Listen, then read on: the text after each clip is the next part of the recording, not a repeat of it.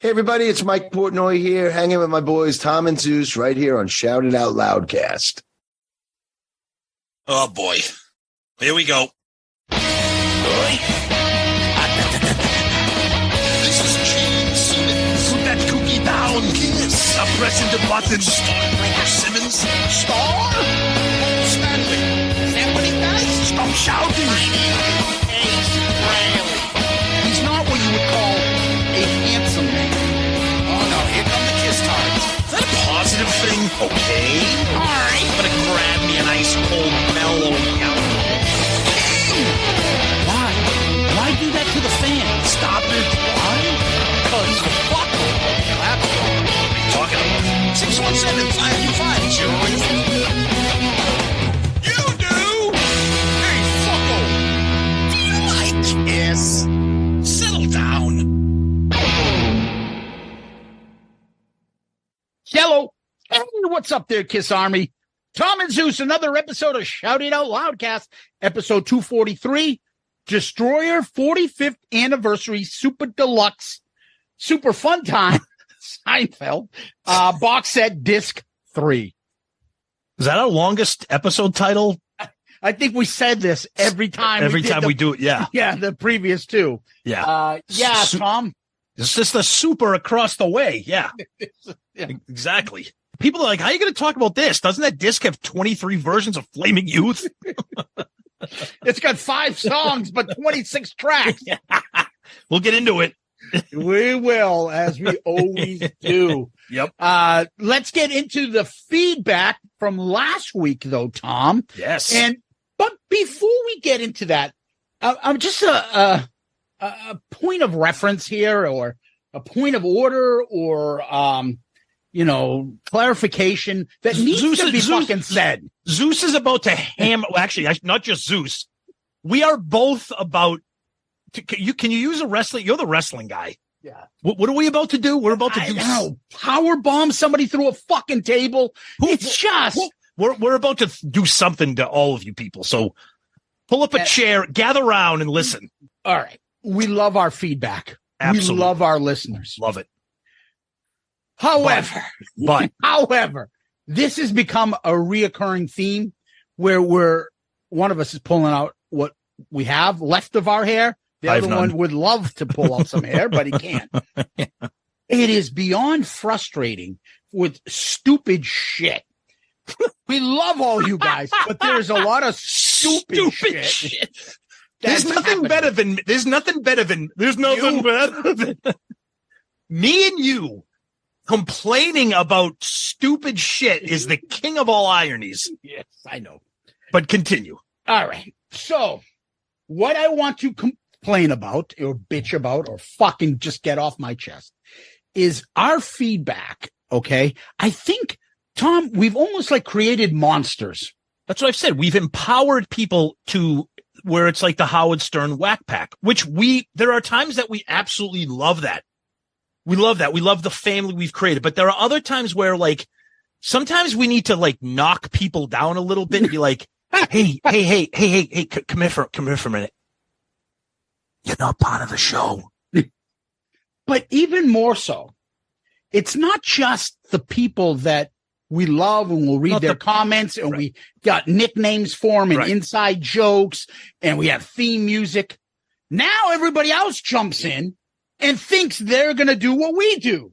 And they're going to put up memes or jokes about them and take over and try. Leave the fucking humor to us. Well, like you know it what? or don't like it. I don't give a fuck. Well, there's a few reasons why you should leave the humor to us. A, because we like to use the word hijack. Yeah, Tom. And B, none of you are funny. Some of you are, but a lot of you are not. Some of you are funny. By the way, boy, this has been a rough few months for us because what is this? 2 out of the last 4 episodes, we're going on a rant. I love it. But sometimes we need to purge. Sometimes we need to do some housekeeping and get everybody back in order. Correct. So herd the cattle. And look, we love you guys, but let's let us do what we do. So there's a couple things. I'll tell you. There's about 4 or 5 things that happen on feedback throughout this week that got my fucking blood boiling. So one was some fucking bozo who looks like Eddie Rabbit. Hey, I thought this group was a fun group to talk about the band and shit. Just, that's typical. Every once in a while, somebody gets offended that everyone's joking about either Paul or fucking Vinny Eric or something. Vinny or something. Someone's making a joke and someone gets their fucking feelings hurt and doesn't understand that this here is not a fucking footy pajama podcast or somewhere a safe space for them. No, now, I said to Zeus how proud I was of the Loudcasters for knocking that guy back into reality. God, it was awesome. Absolutely. Everybody fucking hammered the poor guy. So, fucking Eddie Rabbit took off, I guess. Yeah. But the point is, like, once in a while that happens, and that's fine. We'll get those stuff. There's a fine line. Like, we monitor that. Every once in a while, a Loudcasters group will have stupid shit. Somebody fucking showing somebody getting punched in the face or some porn. Somebody like that shit escapes it. Report that shit. We'll delete it. Yeah. There's a fine line with our buddy, that like loves to shit on Paul, but then, we're not putting on homophobic shit. I'm not putting fucking gay images of Paul with Tommy and shit, or I'm not putting up, allowing up, stupid shit. Someone put the joke about Paul in his painting. How many morons come out there like, oh, that's Hunter Biden's fucking photo. The Democrats are like, dude, get that shit off our shit. This is not a politics page.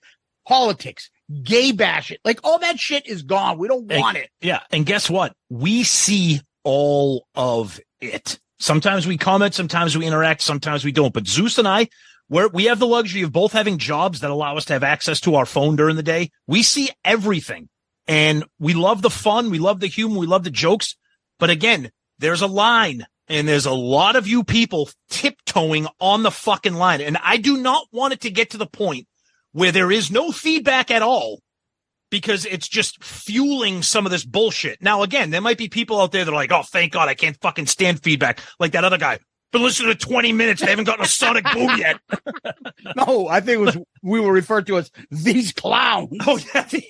Like to me, that's funny because it's fucking just an ignorant guy. Because it's just an ignorant guy that doesn't listen. Right. But feedback is fun because it allows people, like Zeus said, to go back and enjoy the previous episode and have some fun. But there's gotta be some kind of like control mechanism here to make sure that the shit doesn't become a runaway freight train. And that's what's happening. And in addition to that, so like I said, we were talking about like, oh, some of you guys now, we do the theme music with that, but we're controlling that because we'll put on I do the editing. I will put on as much as I want, edit what we want and throw music or themes or whatever we want. Right. But some of you now have come upon yourselves to now try to take our jokes and just try to make your own little memes and your own little stuff and be like, ha, look, I've created this.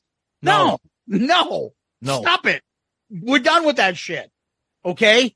Don't do it. Like, I don't need jokes about fucking Joey Romanik's tight jeans. I'll give him shit about that, and so will Tom. We don't need everybody else creating memes and doing stupid shit. And here's another thing, too, that goes up my ass sideways. Not everything is a fucking cult. Yeah. Not everything needs to be like ruined it. They've ruined it. If we make a cult, it's like, oh, fucking this cult, fucking first it was Ace cult, then it was like Boom cult, Tom cult, fucking Nige cult, fucking. Oh, that reminds me of that shit. Yeah, too, it's that like I had to deal with. Not everything's a fucking cult because we like something. So the other thing I like to say is people inserting themselves into either the show or fucking conversations, hijacking our social media. Don't do it. So they're gonna name nameless or whatever, but somebody started saying something about our longtime awesome fucking listener Nige. Oh yeah, they were bashing him. That's not the word to be using. The guy hasn't heard the episode. He goes online, sees his name. He's like, right, you're bashing me? What the fuck is that? Right. Probably so then gives him some anxiety. I don't know how his personal feelings are. I don't know if the guy gets really anxious about shit. Could have been fucking ruined his day. Like, oh shit, what are they fucking people saying about me? Like, stay out of that. Nobody fucking bashed him. We have our own relationship with him. And so we know what's cool. And he has his with us. And we have one with Joey Romanik. You guys jumping in the middle of that and fucking assuming things and throwing out comments and jokes when it doesn't involve you. Not only that, spoiling the episode. We love that people can't wait for the episode to drop and listen to it right away.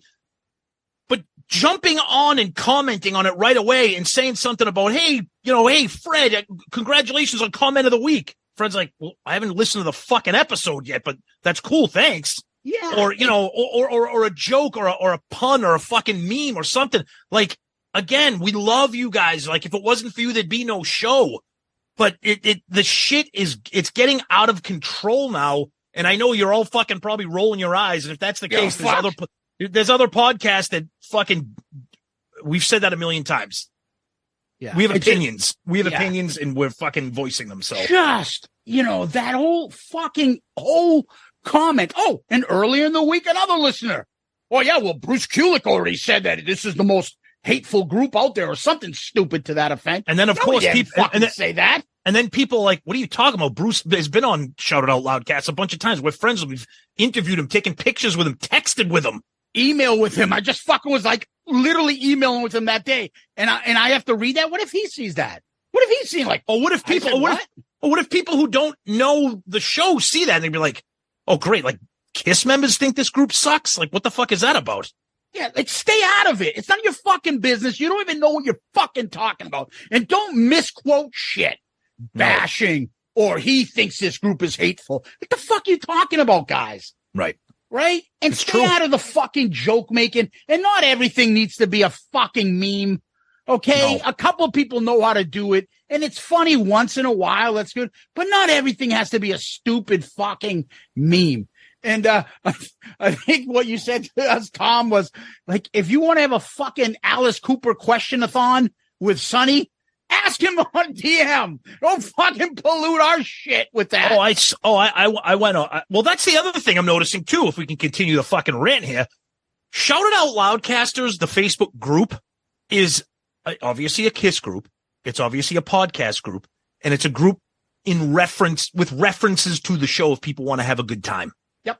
It is not a place for people to be like, hey, I just picked up this new fucking Dangerous Toys album.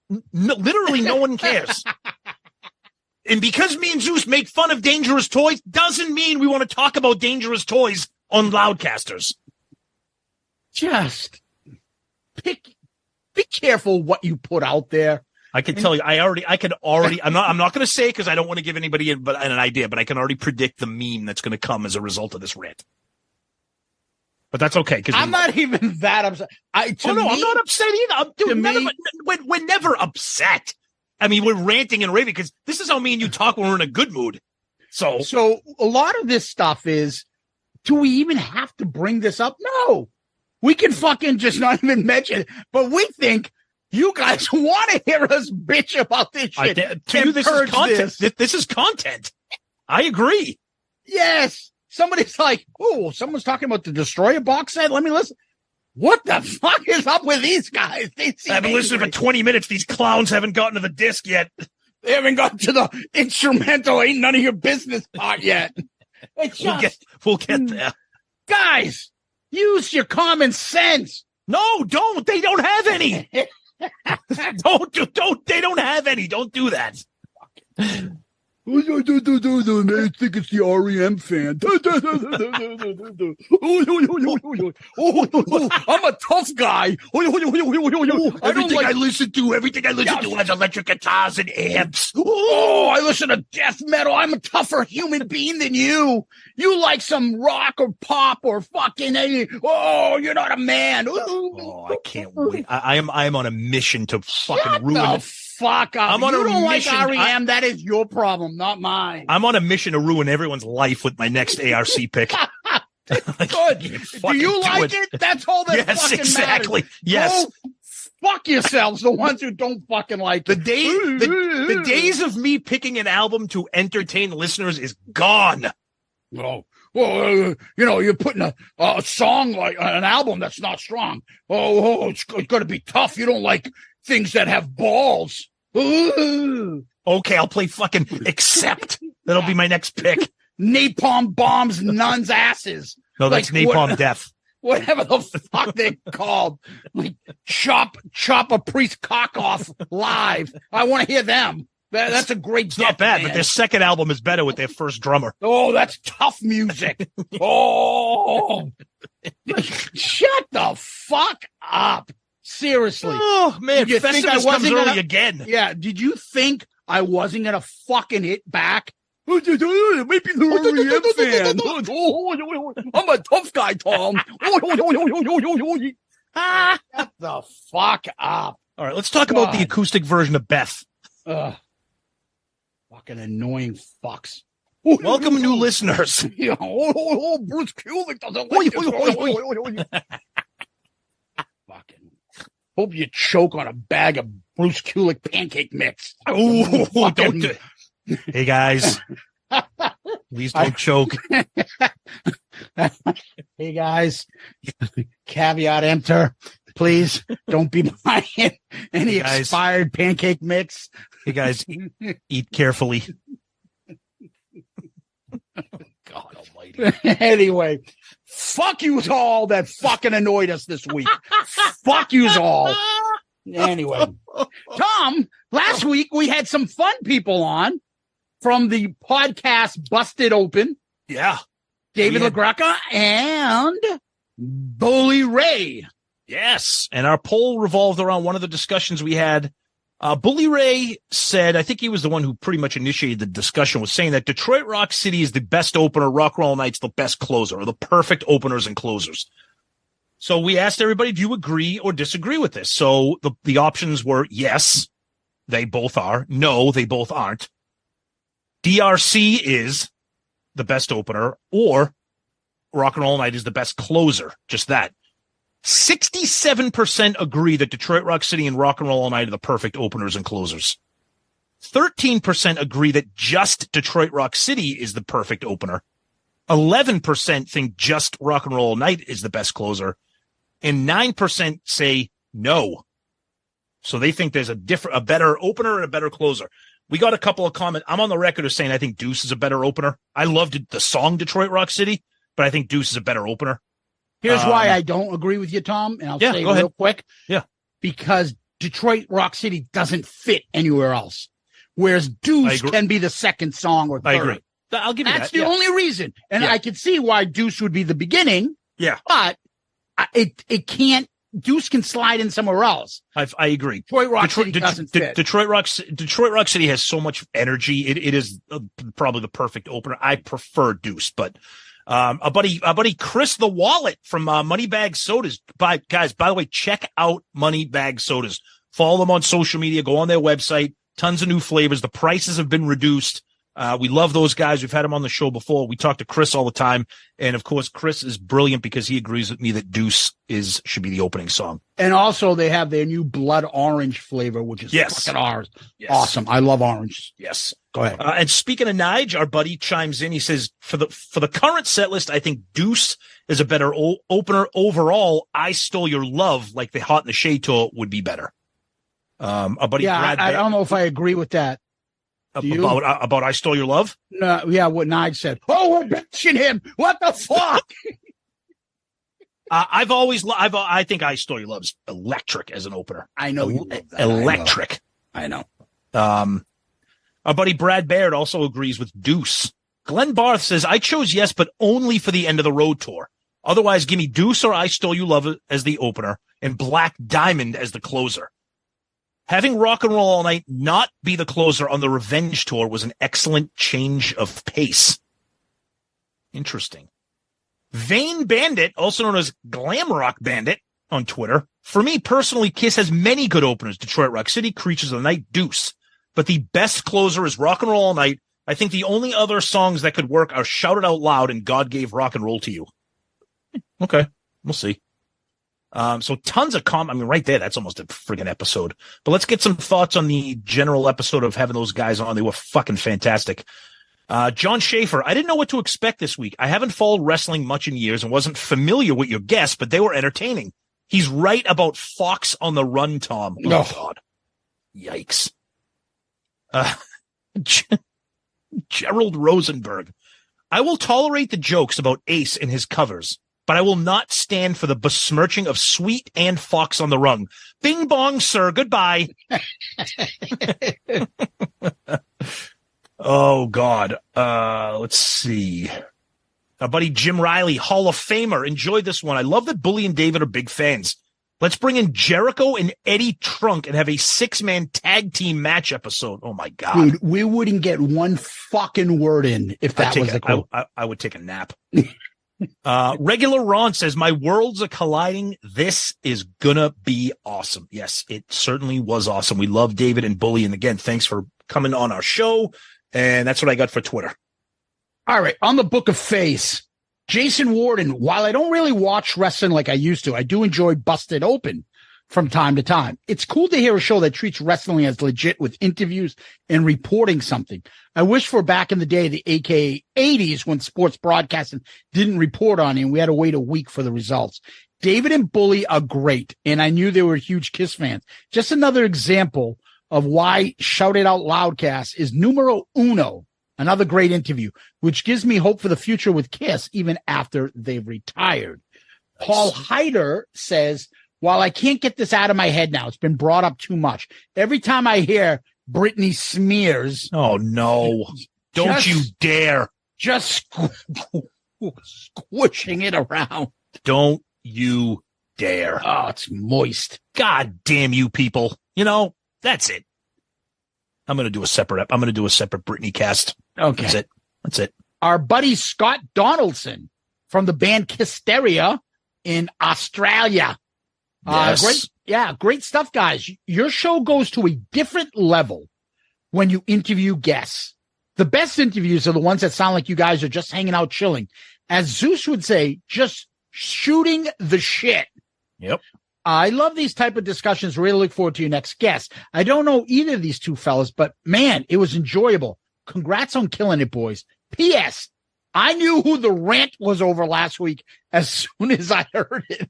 Oh my God, that's awesome. Scott, thanks, buddy. And again, check him out.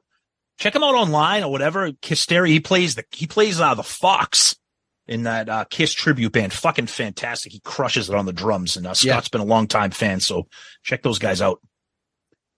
Ryan Michael Philip Schaus fucking Ramaswamy Cronendold. Ramaswamy fucking Tim Scott, whatever the fuck.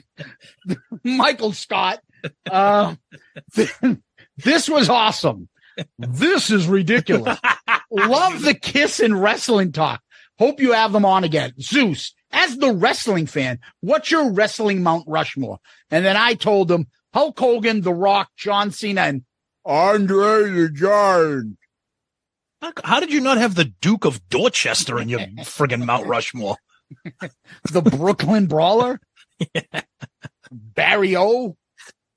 Tyler Keeley, new Patreon member. Yeah, Tyler. Hey, guys. Bruce, awesome episode. Thanks for the Patreon shout out.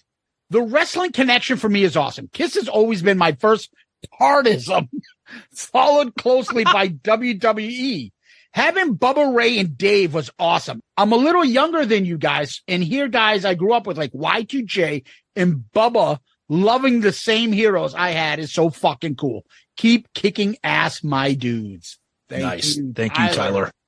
Yes. Over on Loudcaster's group page, which we're going to shut down in a week. Our buddy Joey Romanek. This was a fun episode. It's amazing how many of us share the same pathway into being a Kiss fan. Seeing the Alive 2 cover in Gatefold and here in Detroit Rock City. That shit hooked an entire generation of kids in the 70s. And like these guys said, here we are in the 50 years old, and Kiss has been part of our lives the whole time. Great show, guys. Thank you, America's second favorite realtor. Yeah. Did you see that fucking commercial of those mom or dad jeans? The guy stretching them look like Joey Romanek. Yeah, stay tuned for the Joey Romanek action figure. Comes fully equipped with a pre-approval loan application and everything. It's fantastic. It comes with flood insurance certificates. Comes with Survey plot plans as well. Oh, Jesus. Kyle Schneider says, David has the right idea. Like Alice, give diehards 2 songs to blow their minds with. Forget the casual fans for those 2 songs. The diehards are the reason the Kiss lasts as long as they have. Throw us a friggin' bone. Good luck, brother. I wish exactly. That was the case. Yep.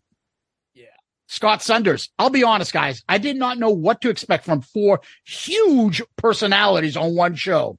Well, shame on me for doubting you because this was another fantastic episode. The conversation felt natural from all sides, and the topics were discussed respectfully, thoughtfully, and very clearly from the perspective of 4 huge fans of Kiss. I particularly loved hearing Bully's personal story about Gene.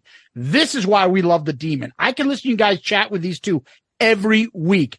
Great stuff as always, Tom and Zeus. Awesome. Thank you. Appreciate that. The one and only Tally Faulkner. Yeah.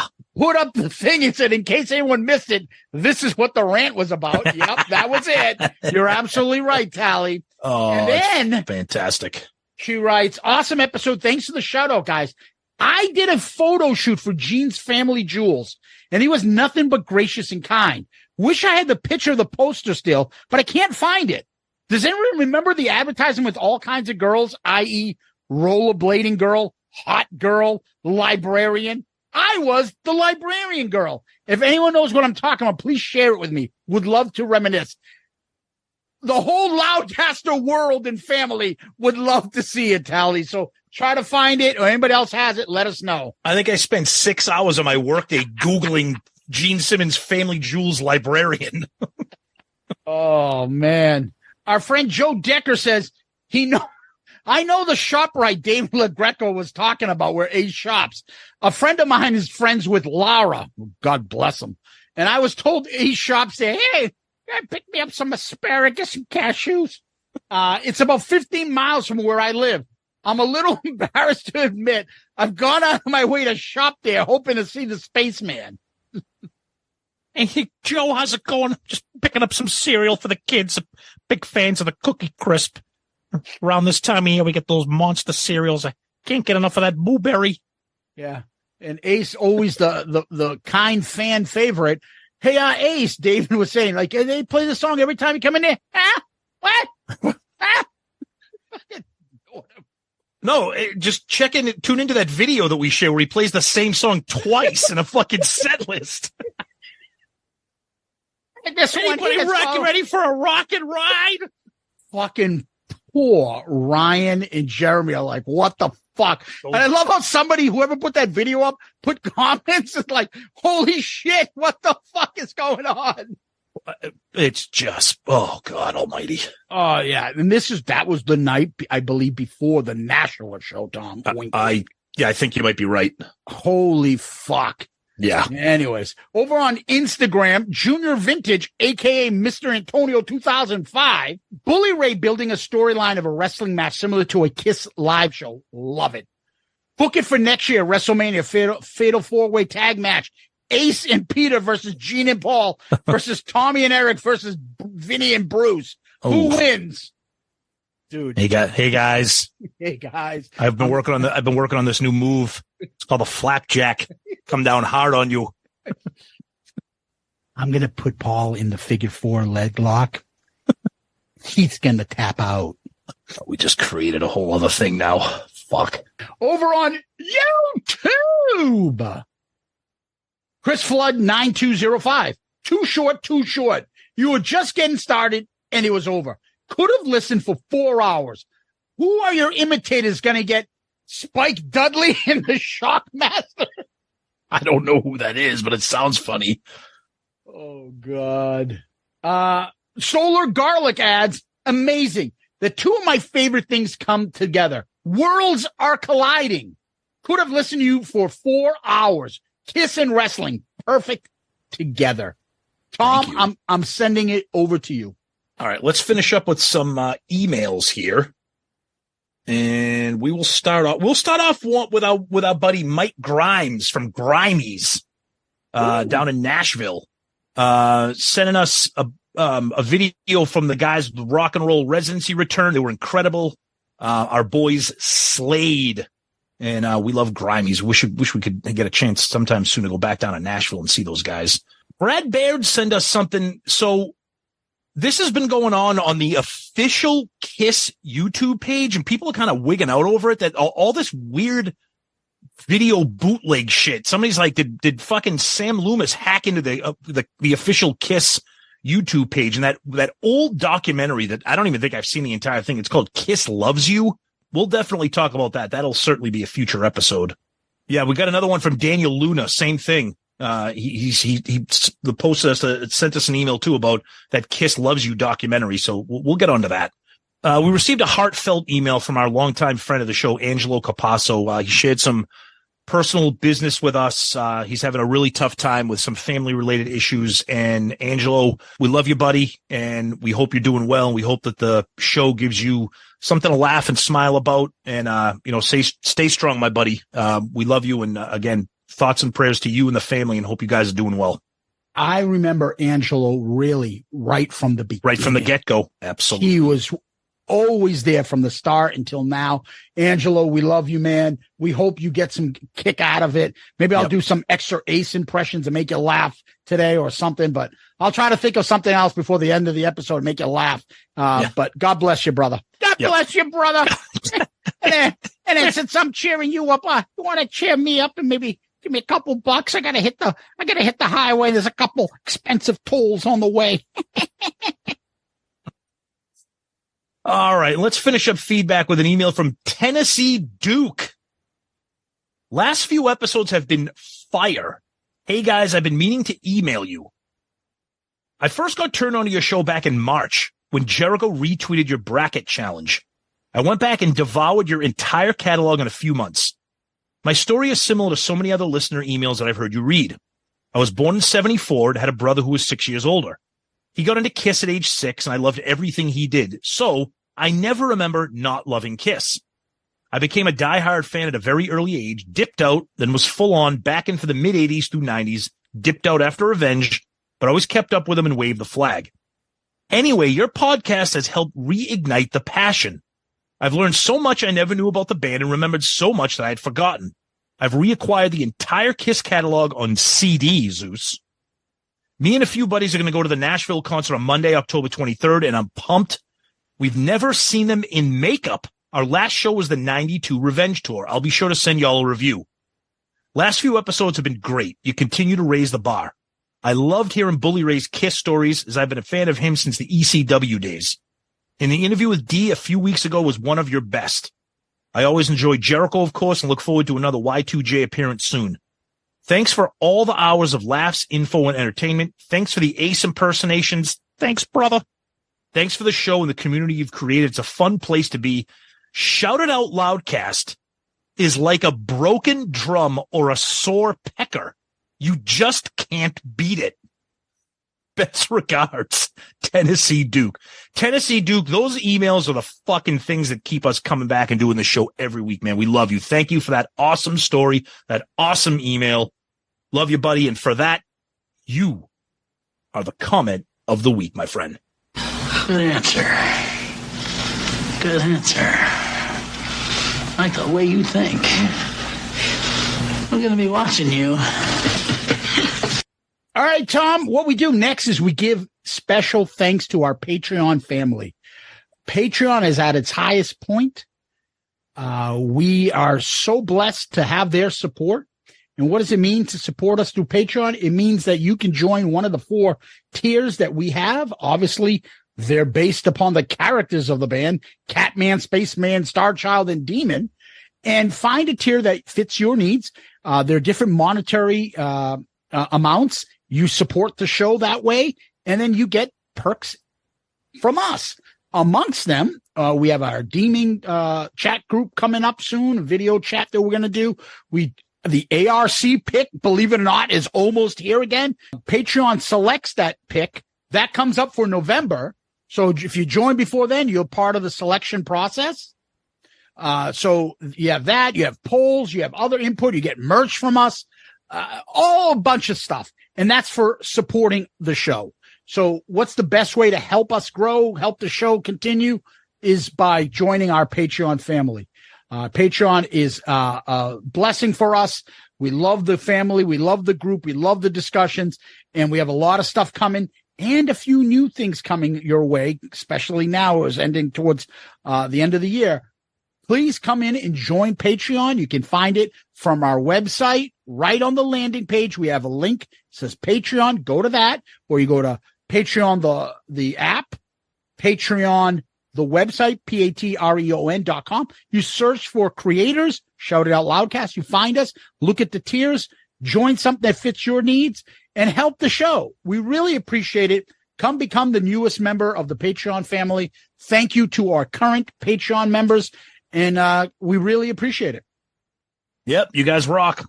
Couldn't said it any better than Zeus just said it there. We love you guys. Please check us out if you're interested. Go to our website, click on the link, and become part of the family. Tom, what we do next is we go over to Kiss World. What's going on? Nothing. They're just getting ready for Australia. I noticed something. This is something that I mean, I don't study the website often, but I'm noticing that now on their upcoming dates, it has the date. And then it counts down how many days until. So, for example, there is 65 days until the final show. So it has the calendar of the shows. So it says like December 2nd, 65 days till New York. December 1st, 64 days. I don't remember seeing that. So maybe it's been there all along and I'm just noticing it now, but I just noticed that today. So they're a week away from playing in Sydney, Australia. And other than that, it's kind of quiet. You know, they're making the rounds, doing some interviews. I saw some things with them arriving in Australia. We had some friends from down under sharing some things with us about that. But, other than that, nothing really specific. So Peter Criss has got, an event coming up in New Jersey, the HorrorCon there, Saturday, October 21st, 2023, for that day only. You can find that on Peter Criss's website, the information about that. Go to petercriss.net and you can find out info on that. Bruce is getting ready for the Kiss Cancer Goodbye concert, which is coming up. He'll be performing with a lot of other of our friends, and He Who Should Not Be Named will be playing with him. I guess they're playing Lick It Up. They're also playing Kiss Alive 3. Go and support them. It's a great cause, and it's a great event coming up. You can go and support them. Other than that, Tom, I believe Kiss is just getting ready for the end of the road finale. Which is sooner than you believe. Yeah, and all we can say about that is we heard from some source. Oh, yeah. Not going to give it away, but no. I don't know if they knew what the set looked like at the beginning of the end of the road, but they told me they saw it and it looks incredible. So I guess there'll be some changes made and some shit's coming down. So keep an eye out for that. And hopefully it's even better. God knows they won't touch the set list. So who knows? Maybe they'll throw us a bone for something. But anyways, Tom, that's it for now. Hey, Tom, give me a minute. I'm going to call my buddy Pepe Castro to help me out with the last couple of tunes for my new solo album coming up. I got a great one coming out. It's called I Just Shit My Pants.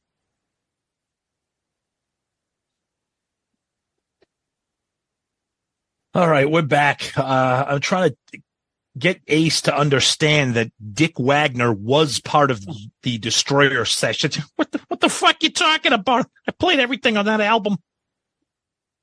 Who's Dick?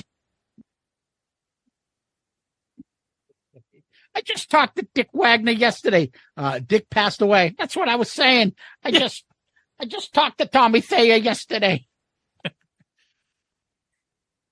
Anyway, Tom, we're breaking down disc 3 of the 45th anniversary Super Deluxe Fun Time edition of Destroyer. When this came out, we all fucking blew our load because it's the first of its kind, these box sets. We've already talked about the set itself. We talked about disc 2. We haven't done disc 1, which is basically the album. We haven't done the album review yet.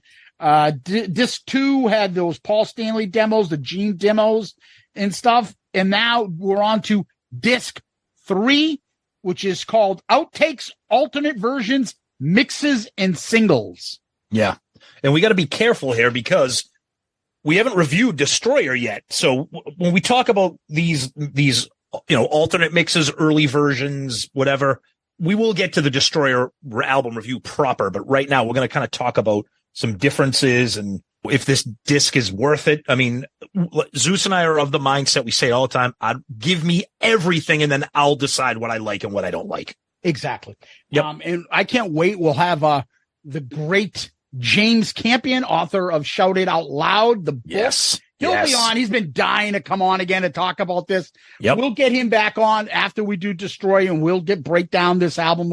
We'll have plenty of Destroy talk coming up. But first, we're going to get into disc 3 of the box set. And this is the Destroyer box set. Now, if you don't have it, you should, because absolutely you should. And the price for it is pretty solid. But disc 3 is one of the discs. It's in the same disc cover as disc 2 is. Yeah, it's like a gatefold. Like it's got the little blackboard with some songs written on it. You open it up inside and it has different the songs listed in there, typed out and everything. Yep. So it's part of the whole package here, and it's basically everything that we've already had of Destroyer, but different versions of it, with the exception of one song. We'll get to that song. Right. So one thing that Zeus and I were talking about, because I stream and he doesn't, was Spotify is weird. So the mobile version of Spotify doesn't give as much details as like the desktop version of Spotify. So the desktop version of Spotify breaks down the box set into discs. When you have it on my iPhone, it's every track. So it's kind of see where the delineation is between discs 1, 2, and 3. But I'm looking at disc 3 on Spotify and I'm seeing 24 tracks, with 23 being the car starting intro and 24 being the car crash. And I'm like, Zeus, I have the box set myself. I'm like, the disc says there's 22. Well, apparently Kiss likes to have hidden tracks because they are on there. They're just not labeled on the box set. Or the CD itself. Exactly. When you open that gatefold, it only goes up to 22, but it is 24 tracks. That's right. Yep. Yeah. So let's start this thing off. The first track, Beth Acoustic. No, I'm not playing all these fucking tracks. Oh, God, no. Playing clips. So the first motherfucker that sent it, oh, you didn't play the clip. Could have been a good episode if you worked a little harder. Go fuck themselves. Anyways, Beth Acoustic. Tom, you want to say anything about that? It's Dick Wagner play. I thought that guy was dead. Well, yeah, not back in 75, 76, he wasn't. So it's Dick Wagner playing the acoustic. I love this. I fucking love this. I think the song is beautiful. Except for, instead of the string section that you get in the version that we all know on Destroyer, instead of like the actual orchestra section, you get a keyboard, a synth version of a string section, which to me sounds like the Michael Myers music from Halloween 1978. It sounds like the Halloween John Carpenter music. So that kind of ruins it, but I think this version is absolutely beautiful. I love it. Not a fan, Tom. Okay. I just think it's Beth with somebody just overdoing an acoustic guitar in the beginning of it. Okay. I don't think it fits the music. I think it distracts from the song. It doesn't add to it. This isn't the version that people remember from Phantom of the Park. No. So I just want to make people know that is just acoustic guitar. This is the piano music, and it just seems like they just, on top of it, put an acoustic performance on it. Yeah. And the keyboards ruin it because it's not, instead of the orchestra, it's a synth orchestra and it sounds wacky. But this is what this makes this box set so incredible. Yep. You love it. I'm like, I don't like this at all, but I'm glad it's there for somebody else to enjoy it. Yep. All right. So now we're going to get into some single mixes. So Shout It Out Loud, the single mix. I just did the timing, Tom. I just checked it in as about 10 seconds shorter. That's it. I don't have the fucking ear for it. I don't know. No. People other might be, oh, you're missing the part here. They hit the G chord instead of the fucking C. Like, yeah. I mean, there are certain things on these songs I can definitely pick up the difference. For this, the only thing I notice is it just fades out a little sooner. Okay. Number 3, Flaming Youth single mix, 20 seconds shorter. And I think it's mostly the ending gets cut shorter. So the one thing about this disc, be prepared to hear the same 3 or 4 songs 90 times. Because if you don't like Flaming Youth, shout it out loud, you're going to hate this disc. Yeah. There's like 5 or 6 songs, but there's 20, 30 tracks. Exactly. Yeah. Yeah. Next is the DRC mix, Detroit Rock City. It's about 2 minutes and 15 seconds shorter. There's no car intro. The first mini solo is cut short. The solo is cut short. The ending with the car sequence is out of order. And then there's a quick fade at the end. Dude, it's very weird. This is a fucking mess. This is a mess. It is jarring to listen to this because, in my opinion, the edits, the cuts are like a kid like using some like prehistoric software on his computer and trying to like edit a song. The cuts are so jarring. And we're so used to the full length version of this song that, like you said, there's no car intro, but then the intro itself gets cut. The outro gets cut. They throw the crash in the middle. The beginning of the solo gets cut. It fades out instead of that crashing outro. This is a terrible, terrible mix, and it's cut terribly too. This is really bad. Yeah, the thing that I would compare it to would be like the first few episodes of Shout It Out Loudcast, where I'm learning Audacity, and I'm like, oh, how do I cut this out? And your Tom is like, yeah, then I saw Kiss was great at that night. Like someone making an awkward cut there. That's what it is. It's terrible. It's not mixed well. No, it's like an amateur hours form of editing. Yeah, it's just piss poor. Yeah, it's just. That's not the Detroit. I like their other version, Detroit Rock City, where people just take out the car beginning and end and shorten that part out. Yeah, that's fine. I'll take that, but not this. This is weird. The solos need to be there. If they're not there, it's not the same song. That's how I feel. I agree. Next is Shout It Out Loud mono single. And I'm just like, it's the same song. It just doesn't sound as crisp. That's it, because it's mono. Yep. The next few are all fit into this category. Yeah, same thing. Flaming Youth, mono single, see above. Yep. DRC, mono single, see above. Yep. 8, Beth, mono. It doesn't say single, but just says mono, so I assume it's the same version, but mono. Regular Beth, see above.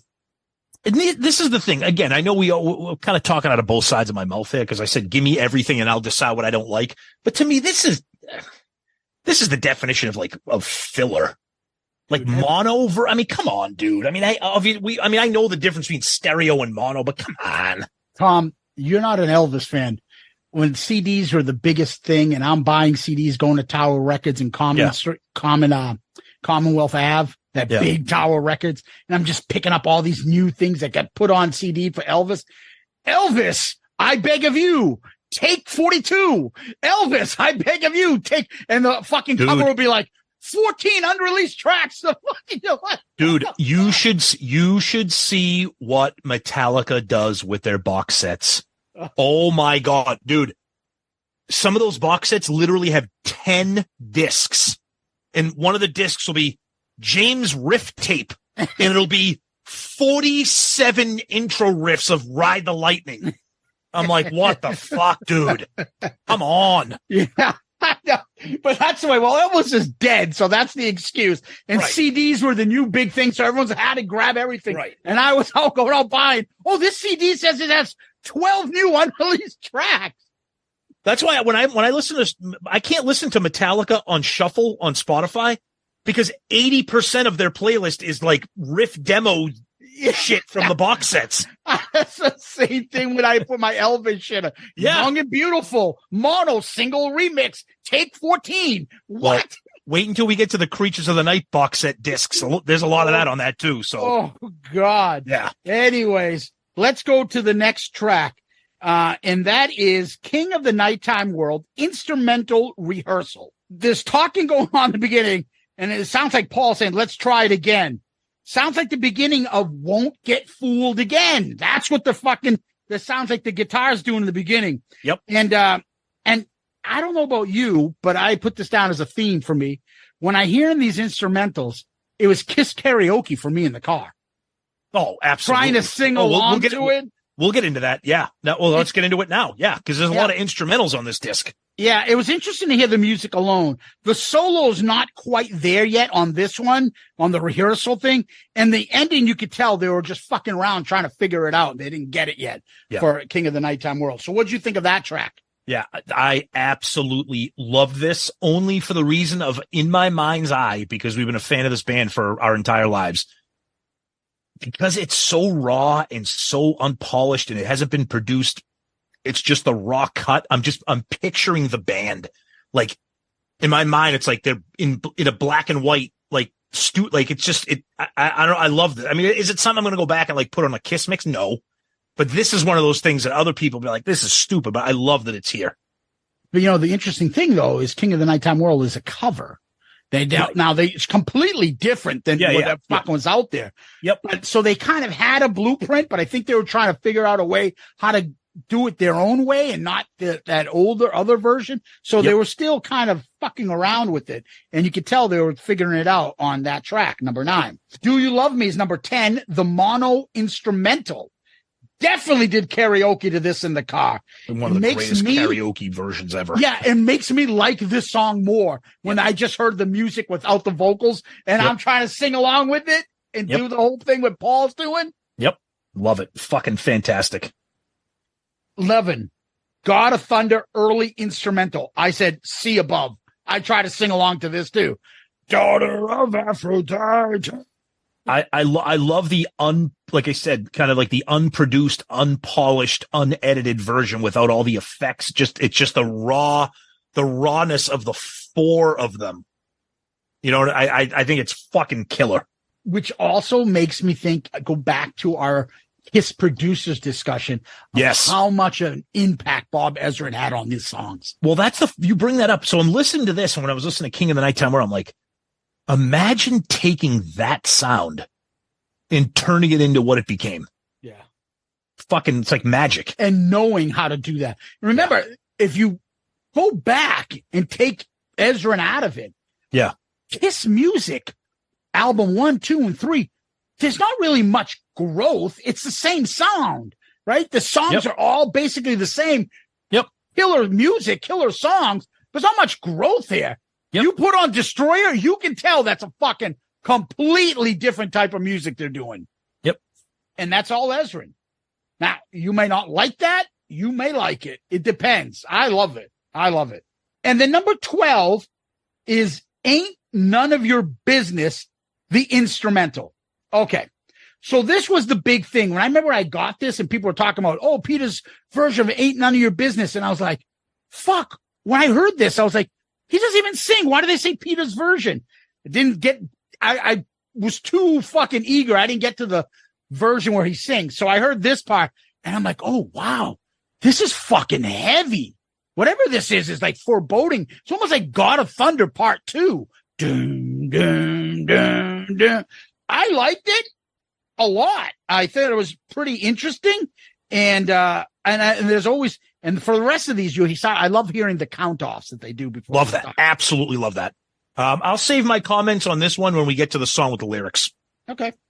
Number 13, DRC instrumental. There's some talking going on in the beginning. And then Paul, I think it's the one that counts off. And it's karaoke all over again. I tried it and fucking awesome. I love it. I love this kind of stuff. I wish we got this for every fucking album. I love it. 14, King of the Nighttime World, alternative mix. Paul's counting off, not as crisp. That's all I put. At the 3:30 mark, Paul says, King of the Jews. Did you catch that? What? I missed that. What? It's at the end. I'm the king. He says, I'm the king of the Jews. Is that what he said? I heard something and my mind probably didn't allow me to think that. Okay, we just paused for a second for me to play. He just, I don't know, it just goes, as it's fading, it was like, King of Jews. Yeah. What the hell, dude? It's Jesus of Nazareth. All he was missing was him to say, go to him. Go to him. Oh my God. The other thing I noticed about this was during the chorus, the vocals are like way more layered than they are like on the version. Okay, I didn't pick up on that. I picked up that a little bit. Yeah. Wow. Number 15. Great Expectations early version. Anyways, the lyrics are a little bit different in the beginning.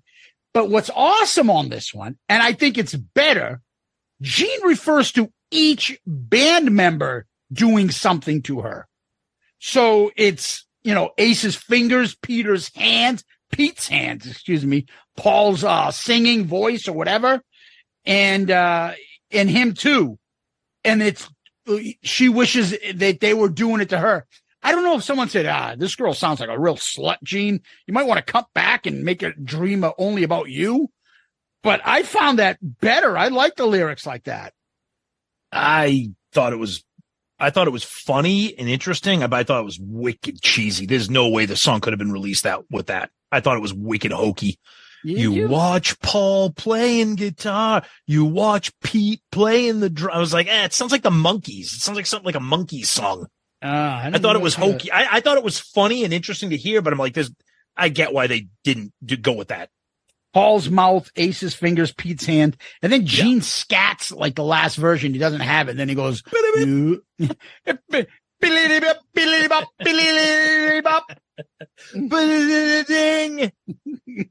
the phone, goddammit. That's not me. Number 16, Flaming Youth, count off. Then everything changes, the same thing like this.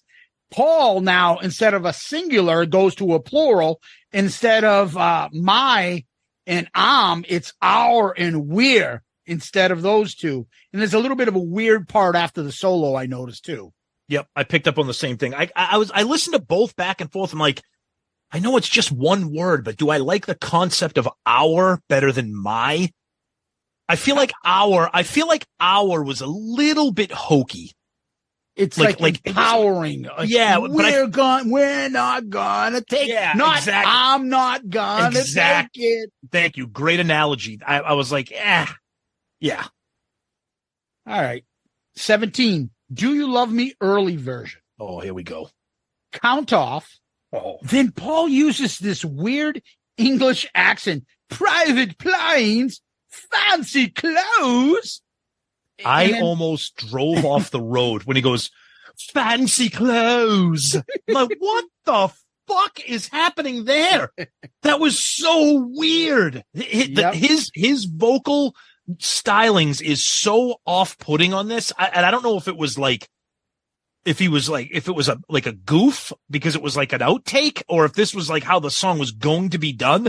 And Bob Ezrin was like, dude, we can't have this. You got to put some balls behind this song. Yeah. Like, what's with the English accent? Yeah. Yeah. And there's no fills, like Paul fills on the outro on this one too, as well. And there's also the part where he says your backstage pass and black sunglasses. That's removed. That whole vocal section's removed from it. Yeah. Yep.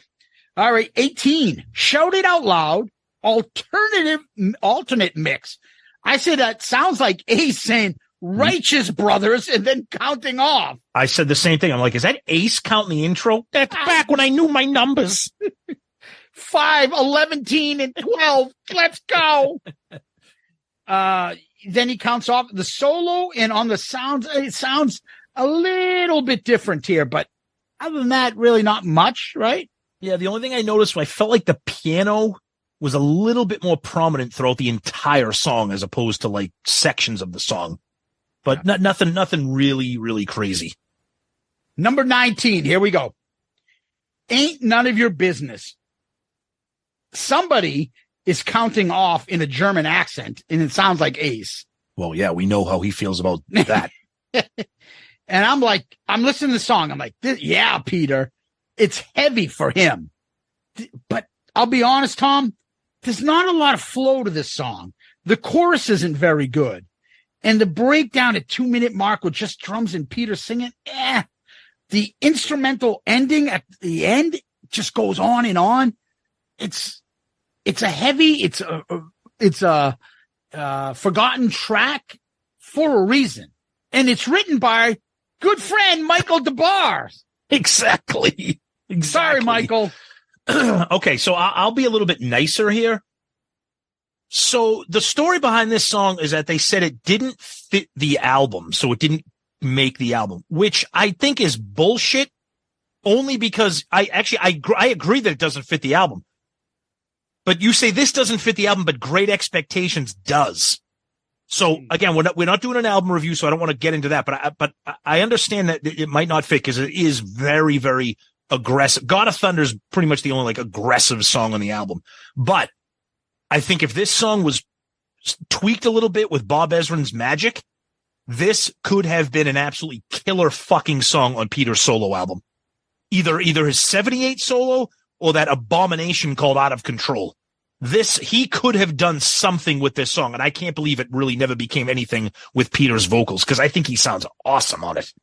Yeah, his vocals good. The song's just not very catchy. I agree, but that's what I'm saying. The You tweak chorus it. isn't either. Right, you tweak it a little bit, but I think there's something there. There's the bones of a song there. So it's like Strange Ways a little. Reminds me of that. Yep, I could see that. Yeah, but not as good. But I just thought it was exciting to hear a Peter song that we've never heard before. I thought that was cool. Exactly. I'm glad it's there. I'm glad I got to hear it, but I don't think it fit Destroy. No, either. it doesn't. No, you're right. All right. Number 20, Beth, Take 6, instrumental. I just put the count off is weird. Don't know who that is. It's a different voice. I don't think it's anybody from the band. And it just sounds like Beth instrumental afterwards, just a little bit higher. Yeah, I just said it just has a huge echo reverb sound to it. It sounds like it's recording like a concert hall. It sounds a little bit like more orchestral or something. Like not, I don't know. It is what it is. Pitches seems a little higher. I don't know. Yeah. Okay. Yep. So now you get to 21, Beth instrumental. I'm like, I guess it's softer, I put, but I really can't tell that much of the difference. I don't have the ears I don't have the musical input talent to be able to detect the big difference there. I don't think there is a difference. I think this is the album version without the vocals. I think that's all it is. I don't think there's anything special other than Peter's vocals removed. Yeah. I'm just saying between that and Take 6. Okay. I got you. Okay. Yeah. 22. Do You Love Me alternate mix. Again, I just put not as crisp. And Gene at the end of the song does a quick little yodeling for like a second at the end. Yeah, that and the only other thing I noticed was in the chorus. There's way more gang vocal. There's more of like a gang vocal in the chorus as opposed to the version that we all know. That was kind of like the only thing that I noticed, which was kind of off-putting because this is a song that I've been listening to for forever. You know, I'm not going to get into whether I like it or love it, but that's kind of the only thing I noticed. 23 and 24, basically it's the intro and outro for Detroit Rock City. So 23 is car intro to it. 24 is the car crash at the end of Detroit Rock City. Yeah, which I think is cool just to have as an extra if you ever wanted to use it. If we ever wanted to use a car crash sound in the show or something, you have a friggin' nice little clip there. But I thought it was fun. Thank you. That'll be $4.28. Yeah, exactly. Yeah. All right. So all in all, Tom, disc 3, what are your thoughts? It's weird how they put this together because it's like, what's going to go on here? What's not going to go on here? I would have. The instrumental stuff, I don't mind. The mono shit is like, all right, come on. Like, I don't need that. I mean, I know there's some audio files out there. That love that shit. You put it on your system and you adjust the equalizer. That sounds amazing. Okay, great. Maybe it does. But for me, I prefer stuff like, you know, the early version of Do You Love Me? The live rehearsal of King of the Nighttime World, Ain't None of Your Business. Some of the instrumentals, some of the early versions, the raw versions, stuff like that. I like that. Even the Detroit Rock City single edit, that's a fucking mess. I like it because it's interesting. There's something to it, but the mono mixes are just, I'm like, okay, there could be something more on there. But I noticed there was nothing, correct me if I'm wrong, but I believe the only song not represented on this entire thing is Sweet Pain. Yeah, which obviously is very different. Yeah. Because you have the actual solo on and off. Yep. Of Dick Wagner, correct? Right. And then the A solo. Well, and I believe when they did Destroyer Resurrected, when that's on there. That had it. Yeah. Yeah. But if you're going to do duplicates, why is Mad Dog on here? Right? From disc 2. Right. Don't You Hesitate from disc 2. Yep. Like there's stuff here that were on the other versions or the box set previously. So you might as well have thrown that on. I agree. I think they could have thrown, this is Destroyer. This is the album that made Kiss. They, like I said earlier, bashing Metallica, but some of their box sets have 8, 9, 10 CDs, like literally 10 CDs of live stuff, of cuts, edits, demos. Just fucking give us everything. This is Destroyer. Yeah. And if you're going to put Take 6 instrumental Beth, right, you should have the 2 versions of basically of Sweet Pain. That's what I think. I agree. Yeah. But that being said, it's nice to have it. You know, me and you, we wave the flag. Give us everything, and then we'll decide what we like. So I'm glad it's here. I like it. So we're not going to rank this. You know, we've done that on the box set disc. Like, oh, these are the original. We'll rank song 1 through 4, or what's your favorite tracks. Can't really do that with this, and we won't do that for any other future box sets like Creatures of the Night and stuff.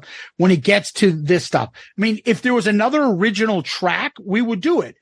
But we only have Ain't None of Your Business. Right. Exactly. So we'll probably put Ain't None of Your Business in with the rest of the tracks that we've ranked Kiss songs, but we can't do that here. It's the only really original song. We're not ranking fucking Beth instrumental versus alternate mix King of the Nighttime World, you know, whatever. No, we're not. Yeah. Overall, Tom, I would say I enjoy this. I don't enjoy it as much as disc 2. Disc 2 is better, in my opinion. I'd rather have disc 2, but this is interesting. You're giving me a box set. Give me some more stuff. I'll take it. Oh, I agree. And just to go back quickly to disc 2, I said this at the time of review that to me, that's like an unofficial Kiss album. I love that disc 2. It's better than some Kiss albums. It's fucking awesome. Yeah. It's awesome. Yes, exactly. Yeah. I'm with you on that. So that's disc 3 from the box set. We will do disc 4, which is the live album on this. We're not going to do the Blu-ray part. And at some point, probably sooner than later, we will review Destroyer. Absolutely. Yep. Tom, what we do next is we go to question of the week. You got something? Yep. We got one via email from Daniel Davis. Let's pretend for a minute that Kiss cares about us, the fans, and puts you two and the Kiss-tards in charge of making a 2-hour documentary on the band. They will veto nothing. So since you don't have to put the same old shit that's in every other release, what info would you want to see in your Kiss documentary? Dude, that's a whole episode.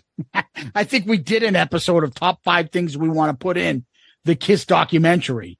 Well, again, we got new listeners. Maybe we can chip away at this question here, and then we can come back and do an episode on it. One thing that I've said in the past is that I would want to see the ending of the video where they did that shitty song Shandy, and Peter in the dressing room, and what happened between him and Gene, and the sadness and all that stuff, and the ending of an era. I'd like to see that be part of the documentary. Yep. The one thing for me, I say it all the time, it is a huge piece of nostalgia for me, and that's Kiss meets the Phantom of the Park. I want to see outtakes, behind the scenes, bloopers, like, you know, like when you get a Blu-ray version of like The Godfather, and there's all this like unseen footage, deleted scenes, interviews. I want that. I want more of that from Kiss Meets the Phantom. How about a version of Kiss Meets the Phantom with Peter's voice is not edited out? Yeah, that, right. But I would love to see how disjointed the band was at that time during the filming. I'd love to see that. So, Daniel, great question. Thanks, buddy. Appreciate it very much. Maybe we will turn that into an episode. As Zeus hinted earlier, we kind of touched on it for part of an episode. But again, thank you very much. Great question. Lots of stuff that we could have been talking about with that one. Yeah, Tom, where can people find us? Yeah, so our website is the best place to go, shoutoutloudcast.com. And like Daniel did with his question of the week, please send us questions. We read one every episode, and we do have an upcoming mailbag episode. We do those every year, usually around the fall. So we're in the fall right now. So please do that. You can go to shoutoutloudcast.com, check out all of our episodes, Album Review Crew, Dorm Damage, Zeppelin Chronicles, shop our merch, click on our Amazon shopping, check out our Patreon, all of our social media links, and you can send us messages directly through the website. We get them in the form of an email. So please do that. And if you'd like to be question of the week, you can also use our regular email. And even if you don't want to be question of the week, please use our email. We read every single one of them. Shoutoutloudcast@gmail.com. Zeus and I read every email, even if we don't read it on the show. So please use that. And of course, our social media, X, Facebook, YouTube, Instagram, TikTok, Threads, MySpace, fucking LimeWire, Napster. We're on all of them. And of course, we're always proud to say that we are part of the Pantheon Podcast Network of shows. Yeah, people can DM us on Twitter, Facebook, Instagram. Please subscribe to our YouTube channel and give us one of those 5-star child reviews. Tom, I thought we got one recently on, I believe, Facebook, right? We certainly did. And this comes from a Facebook recommendation, which sometimes I forget that you can even do that, but we appreciate that. And this comes from Francis Radzizewski. My God, Francis, I am so sorry. I thought I had a tough name to pronounce, but thank you. And he goes on Facebook and recommends Shout It Out Loudcast, saying, you wanted the best, now you got the best. Shout It Out Loudcast. Simple, sweet, to the point. Francis, thank you for taking a few minutes to do that for us. Much appreciated. We love that. Thank you, buddy. Yeah, as we always tell people, how can you help the show? Number 1, join our Patreon family. Number 2, subscribe to our YouTube channel. 3, give us a 5-star child review on Apple Podcasts, Facebook, Stitcher, Spotify. I didn't think Stitcher's around anymore. Wherever you can give a 5-star review, please do so. We'll read it on the air and give you a shout out. Much appreciated. Please go on our website, shoutitoutloudcast.com. Go to our merch page. There you can buy shirts. The Ace Cult shirt is outselling our Shout Out Loudcast shirt, but there's plenty of other designs out there. See if the shirt that you like is there. Pick it out. You can go to our Amazon store as well. That helps out the show. It's another great way you can contribute. And then please go to the website and you can go look at all of our rankings, our episodes, photos, our friends of the show, podcasts we've been on. All that stuff is on the website, shoutitoutloudcast.com, shoutitoutloudcast.com. And as Tom always mentions, you can email us at shoutitoutloudcast@gmail.com, shoutitoutloudcast@gmail.com. What we do next is we go to famous last words. Do you have any, Tom? It's so sad. You're not content. Far from the music and the neon glow. Ain't you glad we got the times? Far from our folks? They'll never know. Folks? Was it Bill O'Reilly? The folks at home know. Don't ask me where I was last night. It ain't none of your concern. Who I see and what I do ain't none of your business. Bitch. If I want to get a freak kid hanging out on the weekend, what's that song go? Ain't none of your business. It ain't no fun. Oh, that's a separate song. Ooh, maybe I'll do Snoop Dogg from ARC. Should. Oof, fuck yeah. Well, my doggy style. Welcome to the Jack Off Hour. This is DJ Z Dick. Slash you across your fat ass with a fat dick. Oh, man. It'd be a 6-hour episode. Tom, Loudcasters, Kiss Army. Honestly, thank you. Guys, we love you. Don't get too bent out of shape over our rant at the beginning. We love you guys, and you know that. Thank you, guys. And Zeus, as always, my friend, thank you. I should change it to like, you can go fuck yourself, says the ending instead of like Ron Burgundy. Yeah. And go fuck yourselves, Kiss Army. Peace out, Girl Scout. Joey, you ever hang around the gymnasium?